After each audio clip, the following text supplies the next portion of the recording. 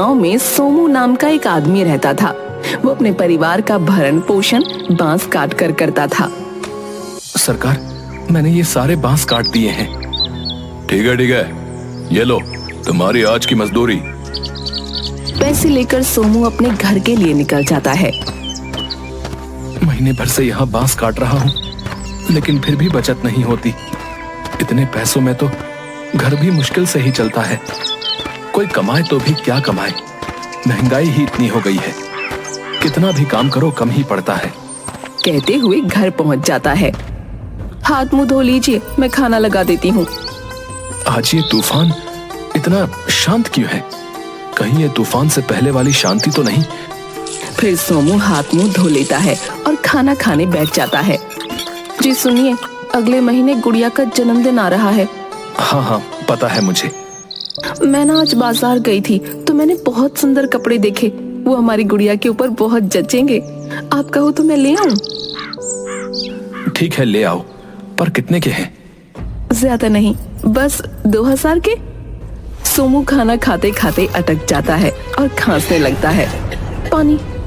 क्या 2000 के? तुम्हारा दिमाग तो ठिकाने पर है? तुम्हें पता है कि मैं कितनी मेहनत करके एक एक पाड़ जोड़ता हूँ, और तुम मेरी सारी मेहनत एक पल में ही बर्बाद करना चाहती है? इतनी छोटी बच्ची को 2000 रुपए के कपड़े पहनाएगी? अरे मैंने अपनी पूरी जिंदगी में 2000 रुपए के कपड़े नहीं पहने। नहीं पहने तो नहीं पहने, तो क्या आप हमारे बच्चों को भी ऐसे ही छोटी छोटी चीजों के लिए तरसाएंगे? किसी भी चीज के लिए अपनी बेटी को मैंने तरसाया हो तो बता।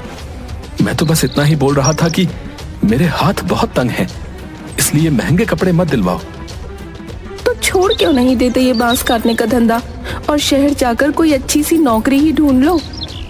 पर मैं ये बांस काटने का धंधा क्यों छोड़ूं? ये हमारा पारंपरिक धंधा है। मैं नहीं जाऊंगा शहर नौकरी के लिए। ठीक है, तो कपड़े तो मैं वही दिलवा कर रहूंगी, चाहे कुछ भी हो जाए। अगर तुझे मेरी सुननी ही नहीं थी तो मुझसे पूछने की क्या जरूरत थी? और थाली छोड़कर चला जाता है।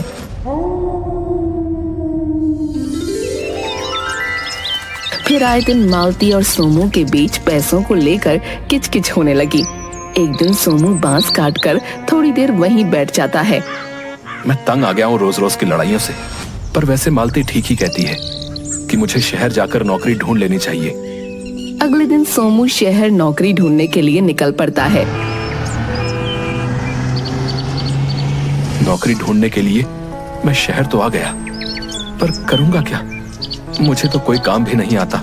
शहर में दिन भर भटकता रहता है, पर उसे कोई नौकरी नहीं मिलती। शाम को घर आकर, क्या हुआ, मिली कहीं नौकरी? नहीं, कोई नौकरी नहीं मिली। मैंने तुम्हें पहले ही कहा था कि मुझे बांस काटने के अलावा और कोई काम नहीं आता, तो मुझे कोई नौकरी क्यों देगा? अगले दिन वो फिर से शहर के लिए निकल पड़ता है।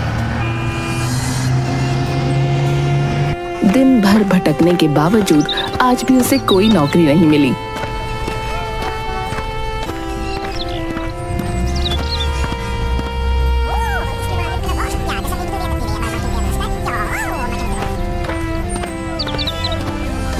मायूस होकर वो एक गार्डन में बैठ जाता है।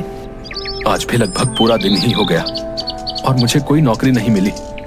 अगर ऐसा ही चलता रहा तो मेरे घर में तो खाने के भी वांदे हो जाएंगे।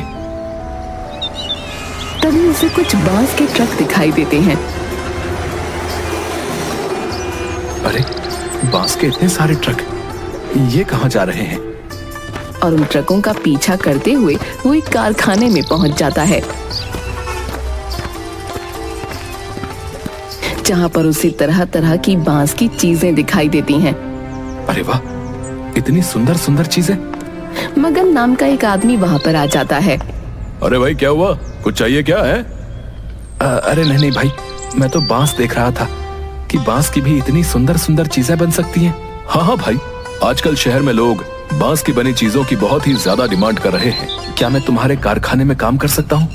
नहीं भाई, अभी तो हमारे यहाँ कोई जगह खाली नहीं है। वैसे भाई, एक बांस तुम कितने में खरीदते हो? अरे भाई, ये सब बांस के ऊपर है कि बांस कैसा है। सोमू मगन से बांस के बारे में बहुत सारी जानकारी ले लेता है और मन ही मन हिसाब लगाता है। एक बांस की इतनी ज्यादा कीमत, और अगर हम बांस की चीज बनाकर बेचे तो उसकी कीमत तिगुनी हो जाती है, और मुझे बांस काटने पर उसकी आधी कीमत भी नहीं मिलती थी।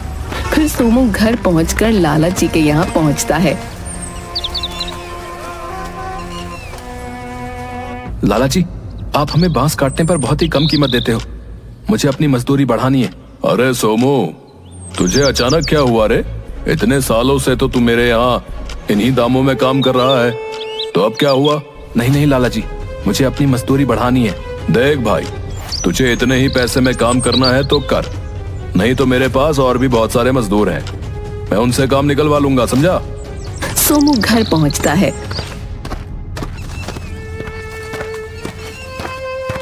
क्या हुआ, लाला जी ने पैसे बढ़ाए?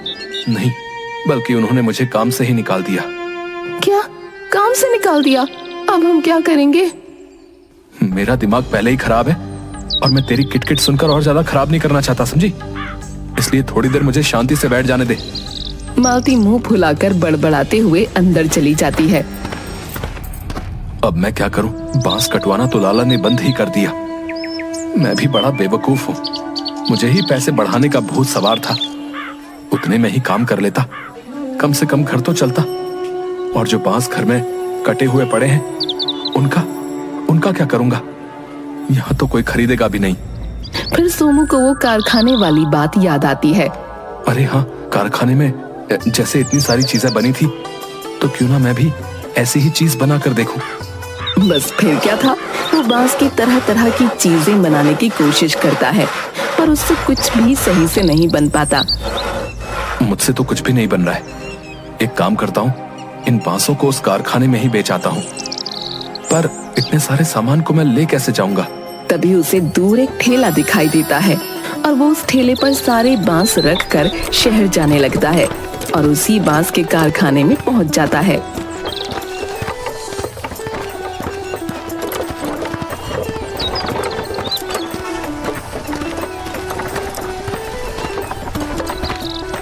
अरे भाई मगन। अरे सोमू भाई, आप? भाई मैं तुम्हारे कारखाने के लिए बांस लेकर आया था। अरे वाह भाई, बहुत अच्छा किया। वैसे भी हमें अभी बांस की बहुत ज्यादा जरूरत थी। मगन उसे बांस के बदले पैसे देने लगता है। अरे भाई, क्या तुम मुझे पैसों के बदले अपने कारखाने में बनी हुई चीजें दे सकते हो क्या? हाँ हाँ, क्यों नहीं, बताओ तुम्हें क्या क्या चाहिए।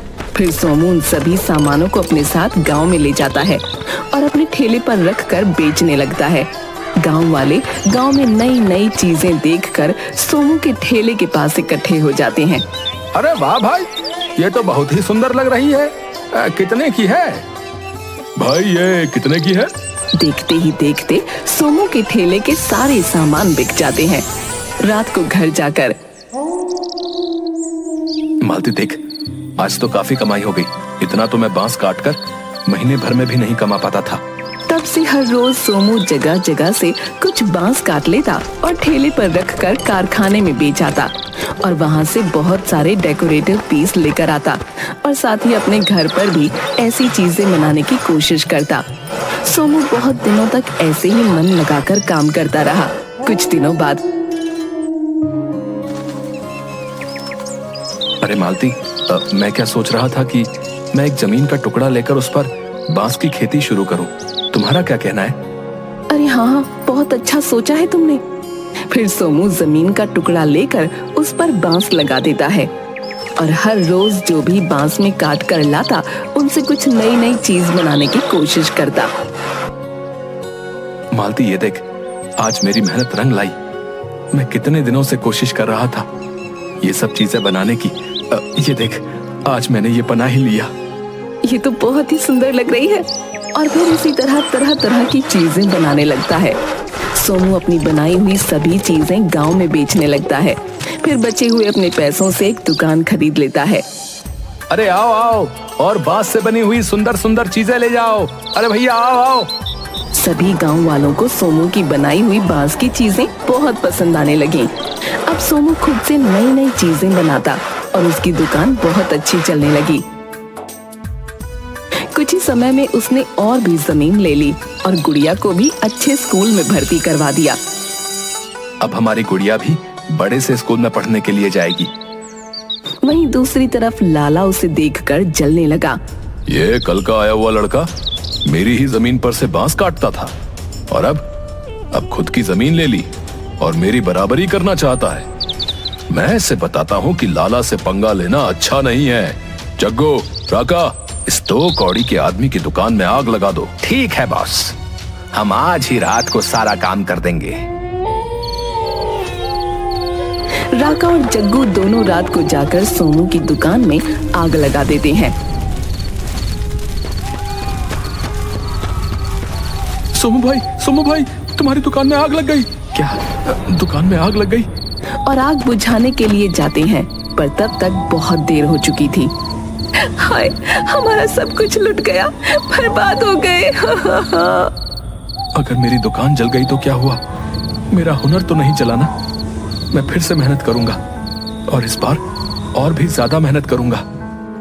अगले ही दिन सोमू अपने खेत में से सारे बांस काट लाता है। लगता है दुकान जलने के गम में बावरा हो गया है। फिर सोमू अपनी दुकान की जगह साफ करवा कर बहुत ही सुंदर बांस की दुकान खड़ी कर देता है और घर पर बची हुई चीजें दुकान में रख देता है। अरे देखो भैया, सोमू ने अपनी दुकान को कितना सुंदर बना लिया। हाँ भाई, ये तो पहले से भी ज्यादा सुंदर लग रही है। और फिर उसकी दुकान और भी ज्यादा चलने लगी। एक दिन गांव के कुछ आदमी सोमू की दुकान पर आते हैं। अरे भाई, क्या तुम हमें भी अपनी तरह ये बांस की चीजें बनाना सिखा दोगे? हाँ, क्यों नहीं। वैसे भी मुझे और भी लोगों की जरूरत है। लाला इन सब बातों से बहुत ही ज्यादा जलने लगा। ये सोमू क्या साबित करना चाहता है? फिर एक दिन लाला उन आदमियों के पास जाता है। भाइयों, ये सोमू तुम्हें ठगने की कोशिश कर रहा है। तुम उसके झांसे में फंस कर जाओगे और वो तुम्हें कहीं का भी नहीं छोड़ेगा। अच्छा, ठगने की कोशिश कौन कर रहा है ये हमें भी दिखता है लाला। हैं? तुम्हें तो पता भी नहीं होगा कि मैं कौन हूँ। तुम कोई अंबानी की औलाद हो जो मैं तुम्हें याद रखूं? मैं तुम्हारे यहाँ काम करने वाला एक मजदूर हूँ जिसे तुमने धक्के मार के निकाल दिया था। तुम्हारे निकालने के बाद हमें सोमू ने ही सहारा दिया और उसकी दुकान में काम पर रखा और हमें भी बांस की चीजें बनानी सिखाई। अब हमारा गांव बांस की चीजों के लिए पहचाना जाएगा, समझे समझे? अरे भाइयों, इस लाला ने मेरे भी बहुत से पैसे खा रखे हैं। मारो इसे। हाँ हाँ, मारो इसे, इसने तो मुझे भी ठगा है। फिर सभी लोग मिलकर उसे मारने लगते हैं। बहुत जोर जोर से मारा सबने। सबके हाथ बांस काट काट कर बांस से भी कठोर बन चुके हैं। मेरी हड्डियां अब पूरी तरह जुड़ेंगी भी या नहीं पता नहीं। हाय राम, बहुत दुख रहा है। अब गलती से भी किसी से नहीं भिड़ूंगा।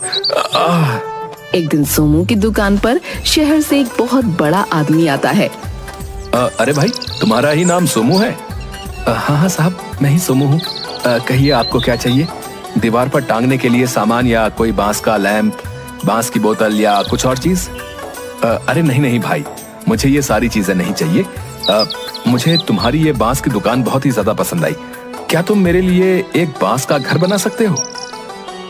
सोमू सुनकर बहुत खुश हो जाता है। उसके बदले मैं तुम्हें मुंह मांगी कीमत देने के लिए तैयार हूँ।